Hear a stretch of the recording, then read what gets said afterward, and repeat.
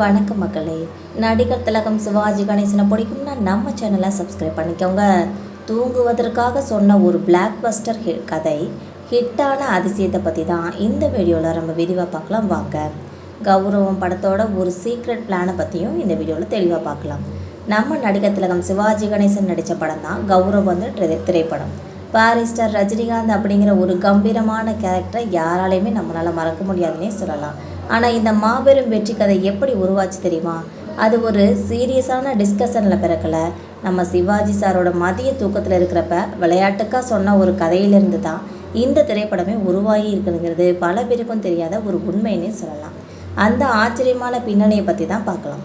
அப்போல்லாம் நடிகர் திலகம் சிவாஜி கணேசன் மதிய உணவு முடித்ததுமே 1 மணி நேரம் தூங்குறத நம்ம வழக்கமாக வச்சுட்டு இருந்திருக்காங்க. அப்படி அவங்க தூங்குறதுக்கு முன்னாடி அவருக்கு யாராச்சும் கதை சொல்லணுமா?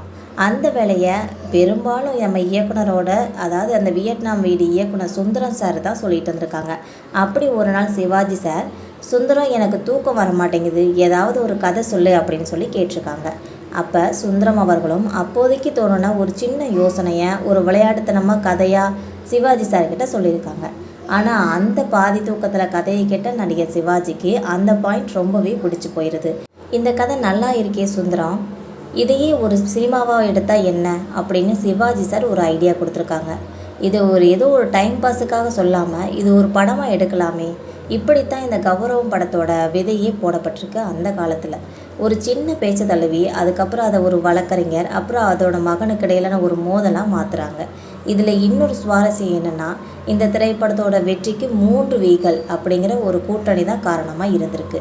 அதாவது வி சுந்தரம், இயக்குனர் வின்சென்ட் மற்றும் தயாரிப்பாளர் விஸ்வநாதன். இவங்க 3 பேரும் சேர்ந்து தான் இந்த மேஜிக்கை பண்ணியிருக்காங்க.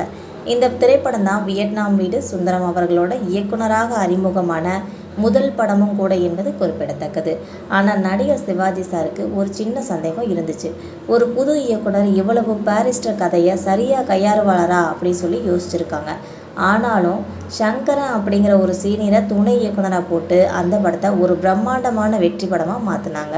மதிய தூக்கத்துக்காக சொல்லப்பட்ட ஒரு கதை இன்றைக்கி தமிழ் சினிமாவோட ஒரு அடையாளமாக நிற்குதுன்னே சொல்லலாம்.